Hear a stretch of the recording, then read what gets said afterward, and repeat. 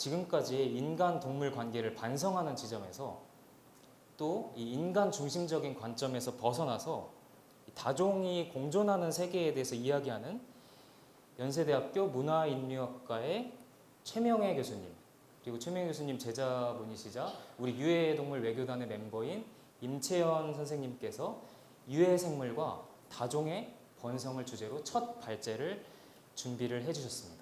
네, 발제자분을 무대 위로 모시겠습니다. 큰 박수 부탁드립니다. 오늘 이렇게 의미 있는 자리에 초대해 주셔서 감사드리고, 그리고 금방 말씀하신 것처럼 이제 제가 연세대에서 인간 동물 관계 이런 연구를 많이 하고 있는데, 제 같이 공부하는 학생들 중에 이제 유해 생물에 관심 있는 친구들이 많이 있습니다. 그래서 오늘 발표 같은 경우에는 지금 동양하루살이와 러브버그를 가지고 석사 논문을 쓰고 있는 임채연 학생이 있는데, 임채연 선생님이랑 제 같이 조사를 했습니다.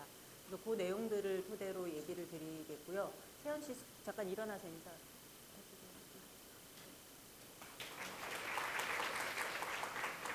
예, 그래서 곤충과 관계된 궁금한 건 저 선생님께 여쭤보시면 됩니다. 네, 이제 제가 이렇게 약간 총론 같은 발표를 맡게 되어서 무슨 얘기를 해야 되나 굉장히 이제 고민이 되었었는데, 오늘 그래서 한 3가지 정도를 얘기를 해보려고 합니다. 그게 먼저 우리가 유해 생물에 대해서 가지고 있는 어떤 박멸의 레짐이 있습니다. 그래서 그 박멸의 레짐에 대해서 이야기를 하고, 그런 다음에 이 박멸의 레짐과 좀 다른 형태의 곤충과 유해 생물과의 관계 맺기가 어떻게 가능할까를 생각을 했을 때, 어떤 어색한 번성이라든가 다종의 번성과 같은 약간 새로운 그 프레임들이 있습니다. 그런 프레임들에 대해서 소개를 하고, 그리고 마지막으로 이런 생각들이 우리가 인간과 동물 관계, 다종 관계에 갖는 의미가 무엇인가에 대해서 이야기를 해보겠습니다. 예, 먼저 앞에서 말씀을 잘 해주셨는데, 이제 우리나라에 보면은 법정 관리 유해 생물이 상당히 많이 있습니다. 그래서 앞에서 얘기를 하셨던 이제 생물, 청민규 선생님께서 얘기해 주신 생물들이 대체로 유해 야생 동물로 지정되어 있는 저 그림 속에 있는 저런 동물들이죠. 근데 이 외에도 굉장히 많이 있습니다. 환경부에서 관리하는 것이 이제 유해 야생 동물, 생태계 교란 생물, 야생화된 동물 이렇게 3가지가 있습니다. 그래서 유해 야생 동물은 여러분들이 잘 아시는 바와 같이 뭐 멧돼지, 고라니, 민물 가마우지 이런 것들이라면은, 생태계 교란 생물이 이제 그 뉴트리아, 황소개구리, 붉은귀 거북 이런 것들입니다. 그리고 최근에 이제 새로운 카테고리로 만들어진 게 야생화된 동물이라는 카테고리가 있는데, 여기에는 이제 들고양이가 있습니다. 우리가 알고 있는 길고양이죠. 그리고 환경부 외에도 다른 정부기관에서도 이 법정 유해 생물을 지정을 해서 관리를 하고 있는데, 질병관리청이나 보건복지부에서는 질병을 매개하는 쥐와 해충을 관리를 하고 있습니다. 그런 쥐나 위생해충이라는 이름의 관리가 있고요. 그리고 농림수산식품부와 산림청에서도 이제 벌레들, 곤충들을 관리를 하고 있는데, 그 벌레들이 이제 관리 대상이 되는 곤충들이 보통 농업해충이라든가 산림에 해를 끼치는 산림병해충이라는 이름으로 관리가 되고 있습니다. 그렇다면은 이게 이제 유해하다고 얘기를 하는데, 그럼 유해하다는 것이 어떤 것인가, 어떤 것들이 유해로 이렇게 이해되는가? 유해와 관련해서는 크게 한 4가지 정도의 유해라는 것이 있을 수 있을 것 같습니다. 첫 번째가 우리가 생각을 할 수 있는 게 보건이나 위생의 위해라고 할 수 있습니다. 그래서 뭐 쥐나 어떤 그 인수공통 감염병이라든가 아니면 야생동물이나 야생곤충을 통해서 매개되는 질병들이 있잖아요. 그런 질병을 매개하는 어떤 존재들, 질병을 매개하는 생물들을 보건위생상의 위해가 있다라고 얘기를 한다면은, 그거만큼이나 굉장히 중요하게 간주되는 것이 경제적인 위해가 있는 것 같거든요. 그래서 어떤 뭐 농업, 임업, 수산업 피해, 재산상의 손실 뭐 이런 것들인데요. 예를 들어서 이제 민물가마우지 같은 경우에는 양식장에서 이제 양식 중인 물고기를 많이 이제 잡아먹는데, 그것이 이제 유해로 간주가 되는 거죠. 어떤 경제적인 손실을 끼친다는 것이고요.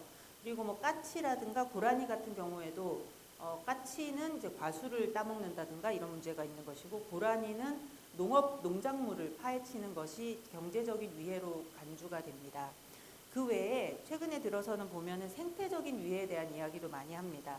우리가 알고 있는 교란종들은 대체로 생태적인 위해를 준다고 간주되는데요.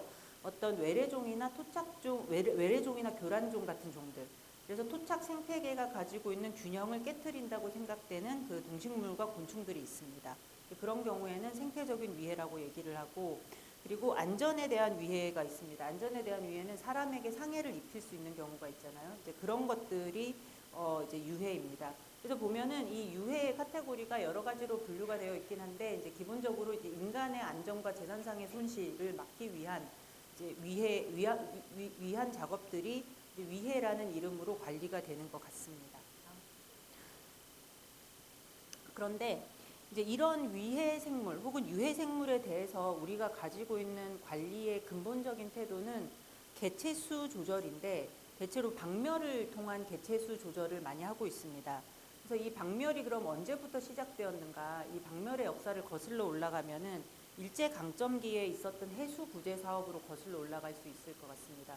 여러분들 야생동물에 관심 많으시고, 그리고 호랑이에 대해서 이런 동물 관심이 많으실 텐데, 아시다시피 우리나라의 호랑이는 일제강점기 때 이제 멸종된 것으로 알려져 있습니다. 근데 그 호랑이를 멸종시킨 것이 이제 해수 구제 사업인데, 이 해수 구제 사업이 뭐냐면은 사람이라든가 우마, 소랑말, 그리고 농작물에 피해를 주는 이제 동물들이 있는 거죠. 호랑이, 표범, 늑대, 곰, 멧돼지, 사슴, 노루, 그리고 여러 가지 조류들이 있습니다. 요런 이 해수라고 분류되는 이 동물들에 대해서 1913년에 처음 시작이 되었고, 이게 이제 40년대까지 계속 이어지게 됩니다. 그러면서 굉장히 많이 잡았거든요. 보통 뭐 총기를 사용한다든가 그물을 사용해서 잡는데, 1918년 통계를 제가 지금 손에 가지고 있는데, 그 한 해에 잡았던 범위, 호랑이가 19마리, 그리고 표범이 73마리, 곰 332마리, 엄청나죠. 그리고 멧돼지는 1844마리, 노루는 더 많습니다. 4232마리입니다. 한 해 동안 이렇게 굉장히 많은 동물을 잡았었는데, 이제 이런 식의 그 해수 구제 사업이라는 것이 1910년, 20년, 30년, 40년대에 걸쳐서 계속적으로 진행이 되었습니다. 그러다 보니까 우리가 주변에서 접하는 많은 야생동물들이 사라진 것이, 해수라는 이름으로 사라진 것이 사실인 것 같습니다. 이 사진에 보시면은 이 일본인 이제 해수 구제 작업을 하고 있는 일본인과 그에게 고용된 조선인 포수입니다. 이 사진이 어디에 나오는 사진이냐면 정혹이라는 책에 나옵니다. 1920년대에 그 일본 사업가 야마모토 타다사부로라는 사람이 조선에 와서 이제 호랑이 사냥을 하거든요. 그 사냥 기록을 남긴 것이 정혹이라는 책인데, 여기서 보면은 이 사람이 굉장히 많은 이제 포수들을, 조선의 유명한 범포수들을 고용을 해가지고 이제 호랑이를 사냥을 했고, 실제로 지금 이 사진에 보시면은 몇 마리 사냥에 성공한 것을 볼 수가 있습니다. 그래서 이제 트로피 차원에서 기념으로 찍은 사진인 거죠. 조선인 포수를 옆에 놓고 저렇게 찍었습니다. 근데 이제 이런 어떤 동물이 유해하다고 판단을 하고, 그런 유해 동물에 대해서 포획을 한다든가 박멸을 하는 것이 이제 한국 전쟁을 거치면서 특히 이제 50년대 이후에 60년대에 위생 레짐 속에서 굉장히 강화가 됩니다. 1950년대 우리가 관심이 있었던 박멸 대상은 이제 이제 위생 곤충들이었죠. 위생해충이라고 해서 벼룩, 이, 진드기, 모기 이런 것들을 이제 위생의 이름으로 박멸을 해야 된다라고 해서 다양한 형태의 박멸 작전들이 수행이 되었고, 우리가 이런 것들을 굉장히 이제 상징적으로 잘 기억하고 있는 것은 70년대에 벌어졌었던 박정희 정부의 쥐잡기 운동이었던 것 같습니다.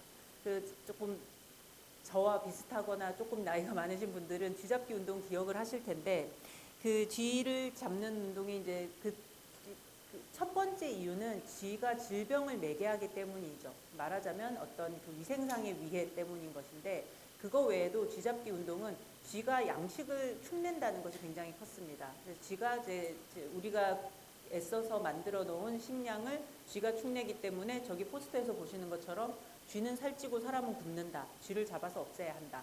경제적인 위해를 주는 대상으로서 쥐를 생각을 하고 쥐잡기 운동을 했던 거죠. 굉장히 이제 거의 뭐 쥐를 다 잡아서 없앴다 하는 정도로 강도 높은 박멸 운동이 벌어졌습니다. 그리고 이 같은 이제 박멸이 90년대에 들어서면은 조금 다른 방식으로 전개가 됩니다.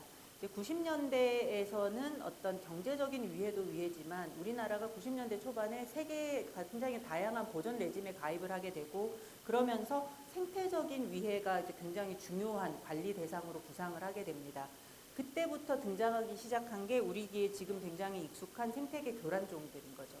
그래서 생태계 교란종들을 외래종들, 특히 외래종들에 대한 퇴치 사업들이 많이 벌어지는데 대표적으로 여러분들 기억하실 수 있는 것이 황소개구리일 겁니다.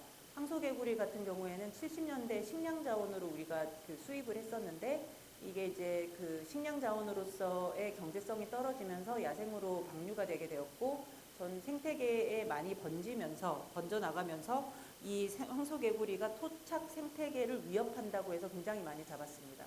황소개구리 생각하시면 입 안에 조그만 이제 그 한국 토종개구리가 들어있는 모습으로 많이 이제 표현이 되었었는데 토착 개구리를 잡아먹는 개구리라고 해서 이제 강도 높은 박멸이 이루어졌죠. 그리고 이때 박멸이 굉장히 재밌는 거는 이제 어떤 그 국가주의 레짐 속에서 이 박멸 행위라는 것이 외래종을 잡는 박멸 행위는 애국적인 것으로 생각이 되는 그런 국가주의 레짐 속에서 진행이 되었던 것 같습니다. 다음. 자, 그리고 이제 가장 최근에 보면은 이제 러브버그나 동양하루살이 같은 곤충들에 대한 박멸이 진행되고 있습니다.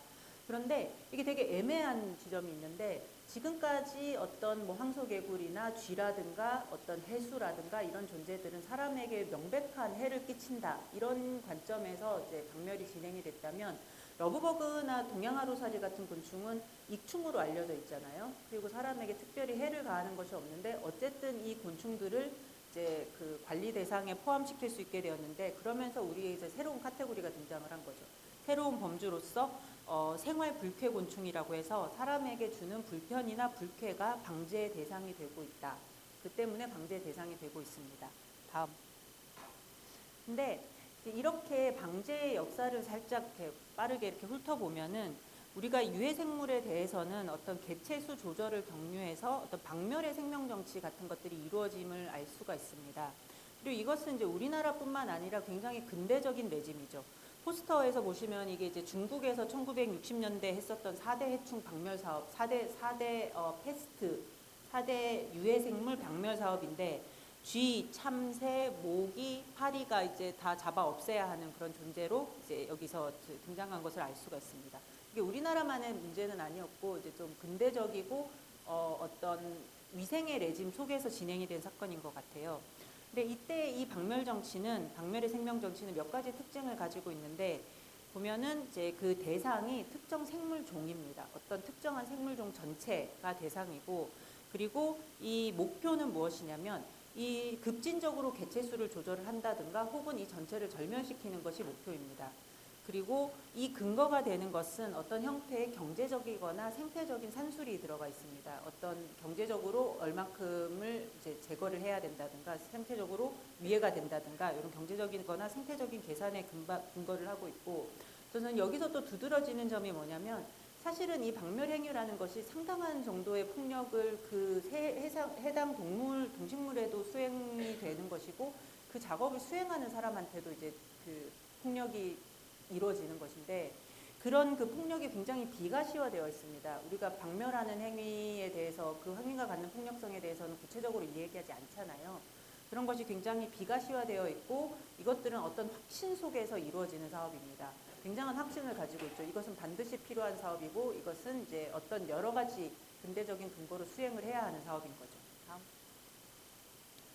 그런데 이 유해생물 방제의 역사를 이렇게 살펴보면은 우리가 어떤 종이 유해하다고 판단하고 방제 작업을 하는 것은 특정한 시대라든가 특정한 정책이라든가 특정한 관계 속에서 이루어진 것임을 알 수가 있습니다. 어떤 시공간에서는 유해하다고 생각된 것이 다른 시공간에서는 그렇지 않은 경우들이 많이 있거든요. 그래서 우리가 보면은 우리 머릿속에 있는 굉장히 대표적인 교란종이 큰잎베스 같은 물고기일 텐데 큰잎베스는 미국에서는 그냥 물고기인 거죠. 그리고 마찬가지로 우리나라에서는 아무런 문제가 없는 가물치가 미국에서는 그 거의 1급 생태계 교란종입니다. 이름도 스네이크 헤드 피쉬거든요. 그리고 강의 몬스터 이런 식으로 이제 이해가 되고 있습니다. 그러면서 이 유해하다 그리고 유해하지 않다라는 것이 그 종 자체가 가지고 있는 특성이 아니라 그 그 종이 어떤 관계 속에 놓였느냐에 따라서 만들어지는 특징이 아닌가 우리가 생각해 볼 수 있을 것 같습니다. 그러니까 유해한다는 것은 종 자체의 본질적인 특성이라기보다는 그것이 어떤 관계망에 기입될 때, 어떤 관계망에 결합될 때, 연루될 때 만들어지는 효과로서 생각을 해야 하지 않을까 싶습니다. 다음. 그래서 예를 들어서 이제 우리가 뉴트리아를 생각을 해보면은 뉴트리아는 우리가 수입한 동물입니다. 일부러 수입을 했습니다. 고기와 모피를 얻기 위해서 수입을 했었고 사육농가의 그 사육농가들이 농업에 더해서 어떤 부업의 수단으로 이제 장려가 되었었죠. 그 배치 속에서 사육농가의 농가 부업이라는 배치 속에서 뉴트리아는 굉장히 유용한 생물자원입니다. 그런데 이 뉴트리아가 농가를 탈출하게 되었고 하천 생태계에 유입되면서 하천 생태계라는 이 새로운 배치 속에 들어오게 되는데 이 새로운 배치 속에서 뉴트리아는 굉장히 포획 대상 교란종이 되는 거죠. 그러면서 뉴트리아 자체가 죄가 있는 것이 아니라 뉴트리아가 연결되는 배치에 따라서 이것이 유해할 수도 있고 혹은 유해하지 않을 수도 있고 이렇게 생각을 할 수 있을 것 같습니다. 다음. 그렇다면은 이런 유해 생물을 우리가 어떻게 좀 새롭게 생각할 수 있는 방법이 없을까? 그런 좀 새로운 배치를 상상해 볼 수 있는 방법이 없을까라고 할 때 우리는 여기서 이제 도나 해러웨이와 그의 동료들이 주장하는 관계적 윤리에 대해서 좀 관심을 기울일 수 있을 것 같습니다. 다들 아시다시피 윤리라는 것은 무엇이 옳고 무엇이 그른지에 관한 철학적인 태도입니다. 그런데 우리는 보통 윤리라는 것이 모두가 동의할 수 있는 어떤 보편적인 원칙이라든가 보편적인 원리라든가 이런 것과 연결시켜서 생각을 합니다. 예를 들어서 인권 같은 것들이죠. 그런데 이게 비인간과 인간의 관계로 확장이 되면은 이 어떤 그 관계적인 윤리, 맥락에 따른 윤리가 필요하다고 이들은 주장을 합니다. 인간과 비인간의 관계라는 것은 굉장히 복잡하죠. 우리가 살기 위해서 다른 종을 이용을 하고 있고 다른 종의 생존을 위해서 또 다른 종이 이용이 되고 이렇게 얽혀있는 복잡하게 얽혀있는 이 관계 속에서 모든 존재를 살리고 모든 존재를 죽인다는 것은 불가능합니다. 그 관계 속에서 우리는 항상 어떠한 맥락화되고 고유한 상호작용을 하게 됩니다. 그렇다면 우리가 처해 있는 그런 고유하고 맥락화된 상호작용 속에서 상호관계 속에서 어떤 종들의 보다 나은 삶을 바라는 방식으로 이제 실천이 이루어져야 한다는 거죠. 그게 어떤 원칙이라기보다는 어떤 그 상황에 따른 그 상황에서 가장 적절하고 가장 옳은 실천을 하기 위해서 고심하고 그것을 수행하는 것이 윤리라고 합니다. 이 같은 윤리적인 입장을 관계적 윤리라고 얘기를 합니다. 관계에 따라서 윤리가 그 결과로서 만들어진다는 거죠. 다음. 이제 그러면은 금방 말씀드린 것처럼 이런 다양한 복수종들이 만날 때 어쩔 수 없이 필연적으로 보면은 어떤 구성적인 배제와 폭력이 동반이 됩니다. 어떤 질서라든가 어떤 제도라든가 어떤 공동체나 어떤 세계가 만들어질 때 우리는 필연적으로 배제와 상처가 수반되게 되어 있습니다. 희생과 폭력 이런 것들이 수반이 되는 거죠. 그런데 이 같은 이런 그 구성적인 폭력과 배제 속에서 인간과 비인간이 함께 취약해지는데 재난 같은 경우에 보면 인간도 취약해지고 비인간도 취약해 되는데 우리가 겪고 있는 어려움은 이 취약성이라는 것이 우리가 공유하고 있지만 사실은 이제 종의 경계라든가 계급의 경계를 따라서 굉장히 불평등하게 배분되어 있는 것 같습니다. 그리고 기후위기 얘기를 많이 하는데 폭염 속에서 우리는 굉장히 취약합니다. 여러분 모두가 취약하죠. 폭염 속에서 취약하지만 여러분보다 쪽방촌에 계시는 노인들이 훨씬 더 취약합니다. 그렇지만 쪽방촌의 노인들보다 더 취약한 존재들이 공장식 축산의 닭들입니다. 이 닭들은 폭염 앞에서 속수무책으로 죽어나가는 겁니다. 이런 식의 어떤 취약성을 우리가 공유하고 있지만 이 취약성이 굉장히 불평등하게 배분되어 있고 그리고 우리가 다양한 종들의 번성을 위해서 굉장히 최선을 다하지만 그 결과는 반드시 평등할 수는 없습니다. 그런데 우리가 그것을 그럼 평등하지 않다라고 그치는 건 아닌 거죠. 그럼 우리가 지금 겪고 있는 이 같은 배치가 문제적이라면은 이 배치를 바꿔나갈 수 있는 방법은 없는지 탐색하고 고민하고 또 묻는 것이 우리가 할 수 있는 일이 아닐까 싶습니다. 다음. 네, 그 같은 맥락에서 이렇게 이제 관계적 윤리라든가 다종의 번성을 중심에 놓는 것은 우리가 유해 생물에 대해서 생각할 때 기존의 박멸의 생명 정치와 좀 다른 좀 새로운 생명 정치를 상상하게 하는 것 같습니다. 그래서 이쪽에 왼쪽에 있는 항들이 박멸의 정치라면은 오른쪽에 있는 항이 어떤 형태의 다종의 정치라고 얘기를 하고 싶은데요. 이때 그 다종의 번성을 원하는 우리의 어떤 그 생명 정치 속에서 생명 정치의 대상이 되는 것은 특정 생물종이 아니라 특정한 배치입니다. 특정한 관계가 대상이 됩니다. 어떤 특정한 얽힘, 특정한 관계가 대상이 되는 것이고, 이때 목표는 생물종의 개체수를 조절한다든가 어떤 생물종을 절멸하는 것이 아니라 가능한 한 인간과 비인간 존재들의 보다 나은 삶, 보다 번성, 이것들을 추구를 하는 거죠. 그리고 이때 우리를 움직이게 하는 것은 경제적이고 생태적인 계산만이 아니라 어떤 신체를 경유하는 감정이라든가 공감의 경험이라든가 이런 것들이 우리를 크게 움직이게 하는 것 같습니다. 그렇게 함으로써 우리가 현재의 배치에서 수반되는 어떤 폭력이나 한계 같은 것들을 보다 잘 더 드러내고, 그리고 이 불가피한 희생이라든가 수행되는 죽음 앞에서 머뭇거리고, 그리고 우리의 결정이 옳은지를 다시 묻고 또 묻는 것이 이제 어떤 다종의 번성에 기반한 어떤 새로운 배치를 만들어가는 방법이 아닐까 생각을 해봅니다. 그래서 이제 이를 유해 생물이라든가 인간 동물 관계에 가져와 본다면은, 아까 맨 처음에 성민규 연구원께서도 말씀하셨지만 우리가 야생 동물에 대해서 혹은 동물에 대해서 가지고 있는 생각이 되게 이분법적이거든요. 보호의 대상이라든가 아니면 박멸의 대상, 이렇게 두 가지 속에서 이제 진동을 하고 있는데, 사실은 그 사이에 어떤 중간지대들이 있을 겁니다. 그리고 없다면은 만들어 나가야 하는 것 같습니다. 그리고 그런 중간지대를 만들어 가려는 노력들이 우리 주변에서 특히 최근 몇 년 사이에 많이 벌어지고 있는 것 같습니다. 그래서 제가 앞으로 한 10분 남았는데 그런 노력들에 대해서 몇 가지 말씀을 드리고자 합니다. 다음. 이런 이제 중간지대, 제거와 박멸과 보호 사이에서의 중간지대를 탐색하는 그런 실험들이 있을 텐데, 먼저 배치에 결합되어 있는 비인간 존재를 새롭게 바라보는 방법이 있을 것 같습니다. 그 보면은 이런 우리 멧돼지는 분묘를 파는 존재이고 뭐 이렇게 그 어떤 인간에게 위해를 입히는 존재로 상상되지만, 멧돼지를 우리가 좀 더 가까이서 들여다봤을 때 멧돼지는 다른 동물이 될 수 있는 거잖아요. 그런 것처럼 저는 이제 그 얘기를 할 때 이 해로웨이와 그의 동료들이 했었던 비둘기 실험이 항상 생각이 나는데, 이 비둘기 실험이 어떤 것이었냐면은, 우리가 보통 비둘기를 어떤 그 도시의 해충과 비슷한 존재로, 도시의 페스트로 생각을 합니다. 그런데 이 비둘기라는 것이 굉장히 영리한 종이고, 그리고 많은 활동을 할 수 있는 종이죠. 그래서 이 사람들이 비둘기 등에다가 미세먼지 측정기를 달았습니다. 오염 측정기를 달아서 날려보냈다가 다시 이제 비둘기를 모았는데, 그렇게 함으로써 비둘기가 도시에서의 어떤 쓸모없는 존재만이 아니라 도시 안에서 자기가 가지고 있는 특성을 이용하여 가지고 어떤 역할을 수행을 하고, 그리고 도시 안에서 자기의 그런 위치를 가질 수 있는 그런 존재가 됨을 보여주는 사건이었던 것 같습니다.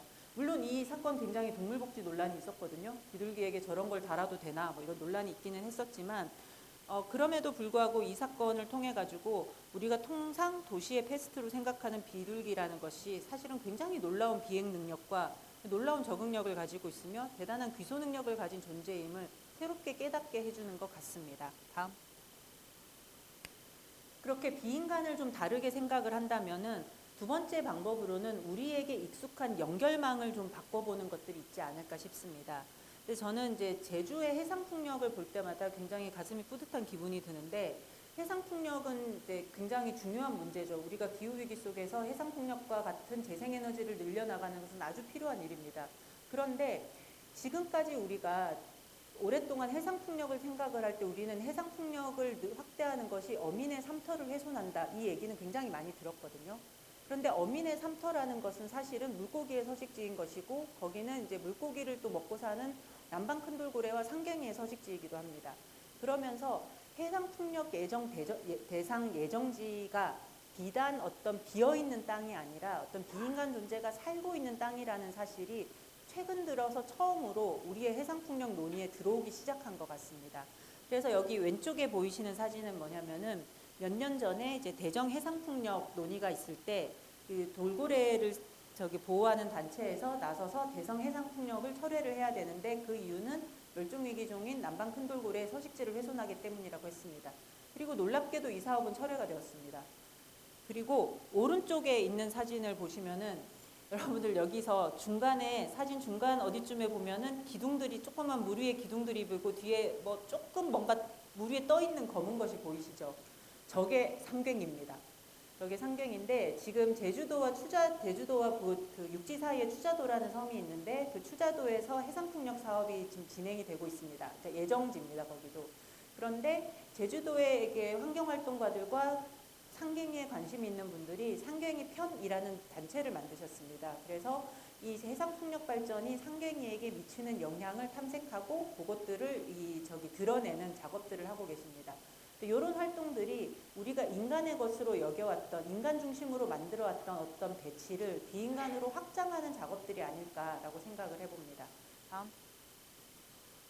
그리고 세 번째는 동물이 하는 말에 귀를 기울이고 응답할 수 있는 능력이 우리에게 있음을 알고 노력하는 것들이 있을 것 같습니다.